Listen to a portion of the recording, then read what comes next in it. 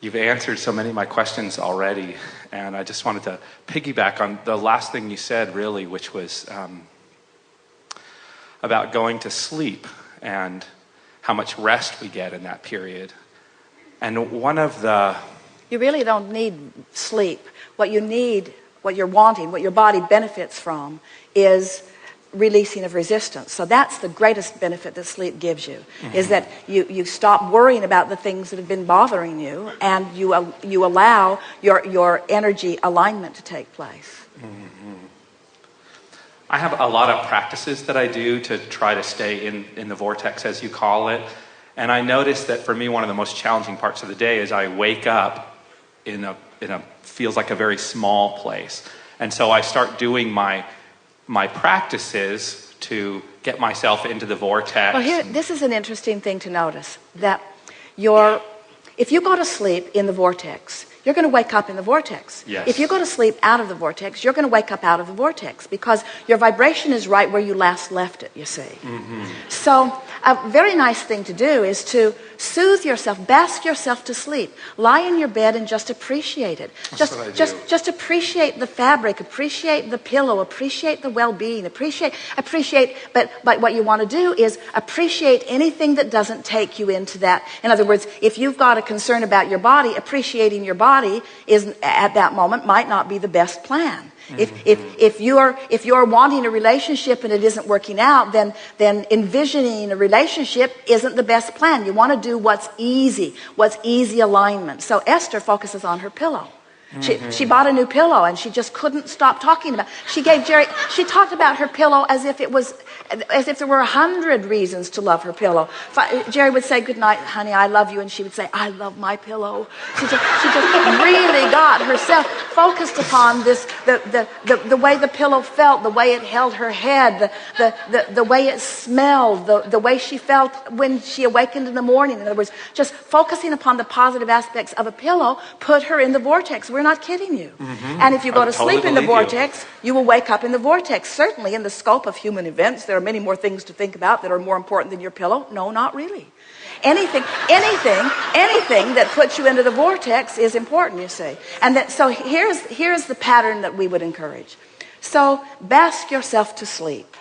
And when you awaken, lie there for just a moment and see if you can reclaim that feeling of basking. And then you can go right into a list of positive aspects. In other words, before your feet even hit the floor, you can tune yourself to inside the vortex. And then everything in your day will be better.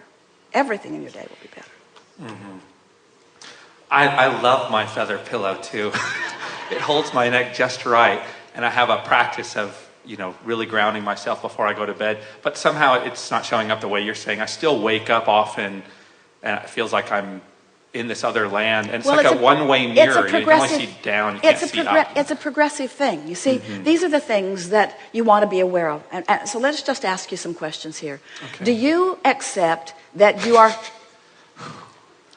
I get that through me sometimes. Do you accept that you are source energy, a part of which is expressing in this physical body? Yes. And do you accept that in this physical body that you are constantly the focused reason for an expansion in the larger part of that which is you? Do you accept that your moving through contrast, your living of your life is the reason that the source within you is having the fantastic expansion that it is having? I'm not sure. I got a little lost in there. Well, we'll start again, because these questions will, and we're not trying to put words in your mouth. We're just wanting to activate within you something that from broader perspective you know. So do you accept that you were non-physical before you were physical? Yes. Do you accept that even while you are here in this physical body, that there's a non-physical part of you that is currently present and active at the same time? Yes. Do you accept that in every moment of conscious awareness that start again, whether you are consciously aware of it or not, do you accept that the vibration of who you really are and the vibration of who you're allowing yourself to be are playing off one another all the time? Yes. Do you accept that the source within you is holding the highest frequency of what you have expanded to? Yes. Do you accept that unless you're doing that thing you do that sets up resistance within you, that you will be in that highest vibration. Absolutely. So, and that these habits, somehow it happens, seem like out of my consciousness because I'm not shining the light of consciousness. And it seems like I'm not shining it in sleep. And so I guess I'm concerned about all that time I'm waking up with all this weird stuff. Well, but it's all about what you're doing right before you go to sleep. In other words, it doesn't matter how long you sleep. If you're worried about something and you activate some resistance within you and you sleep for 4 days, when you wake up, that resistance is still going to be within you. Because the vibration is where you last left it consciously. You have to move the conscious vibration, you see. That's why, as we talk about coming into the vortex and milking it, and coming into the vortex and milking it, so that it's just your propensity for that vibration. Yes. Let's start at another place, because we can feel that we've activated some confusion around the room, and we want to be very clear about this. You're going to like this when you discover it. So,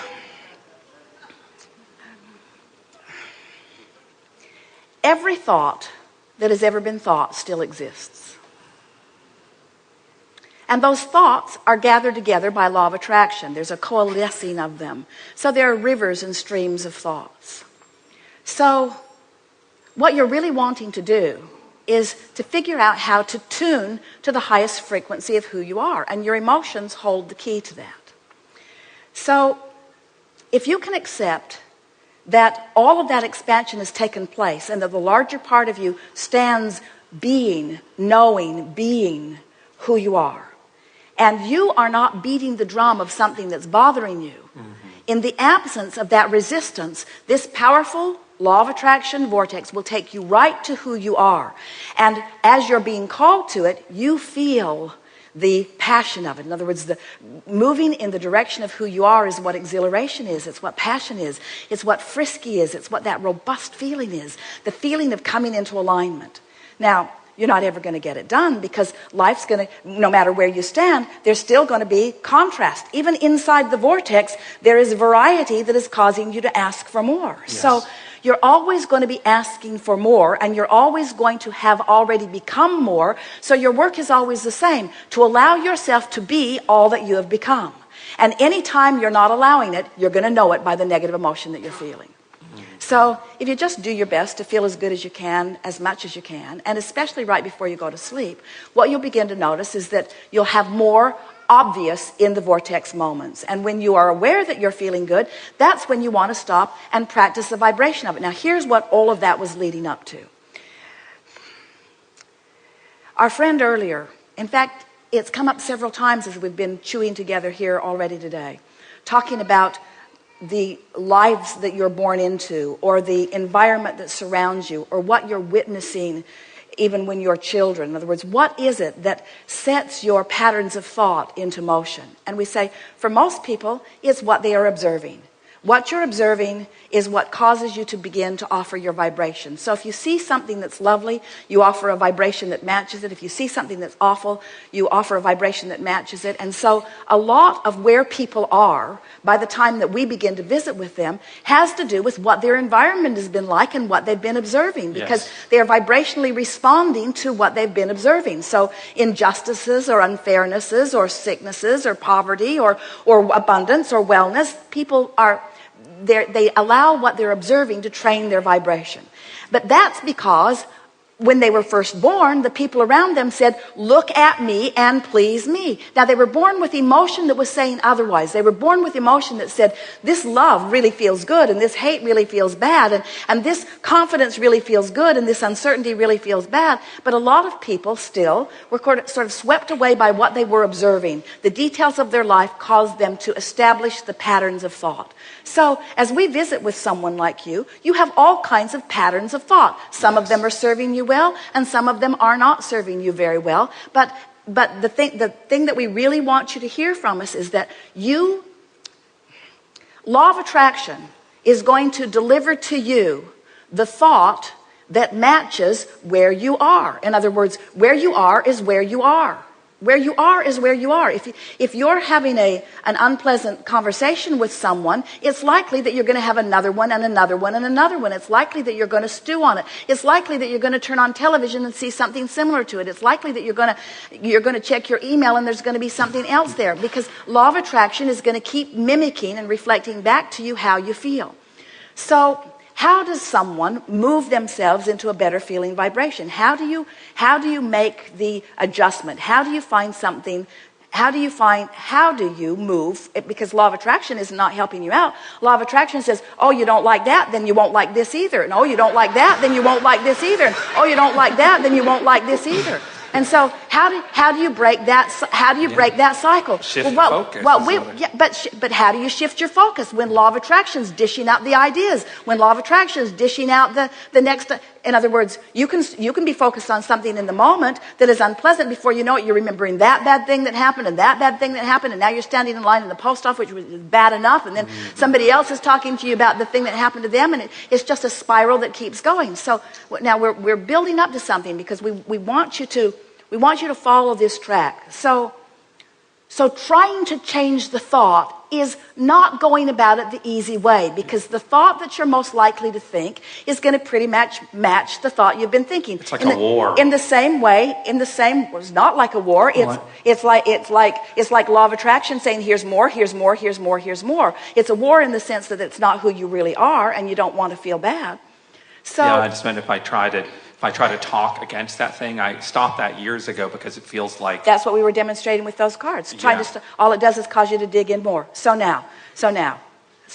you're all there before we're even getting there. So what is the logical way to break that evil spell? Stop thought.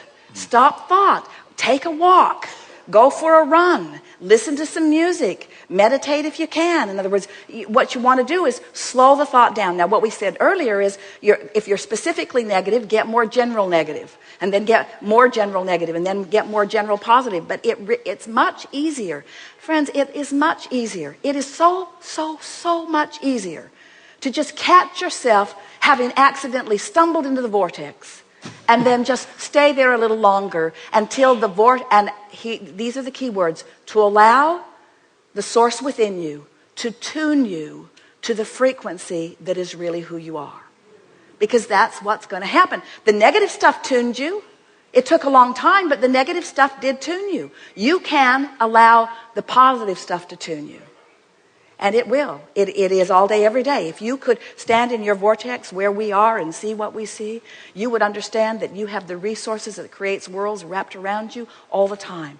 Always rooting for you, always knowing your value, always loving you, always knowing your capabilities, always knowing where you are, always knowing what you put there, always knowing that it's all good, always knowing that you're going to get there, always knowing that it will manifest, always knowing that it doesn't have to manifest in order to feel it. And that really is the message that we're wanting you to get here in this moment in time. If you could be happy for the alignment and the feeling that it brings, and disregard the manifestation that hasn't come round yet, if you can feel the feeling of it and align with the feeling of it and align with the power and the clarity of it and practice that vibration enough, then you'll have clear sight. The vortex will reveal to you, or better said, you'll be in a place where you will be able to translate into your manifestational world what's already vibrationally in the vortex. You followed that, didn't you? Mm-hmm. You were right there. Yeah.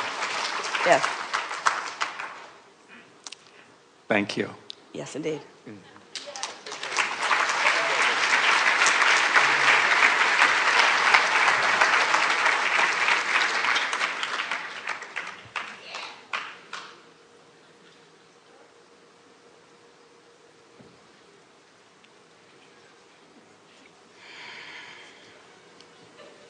So what is the vortex?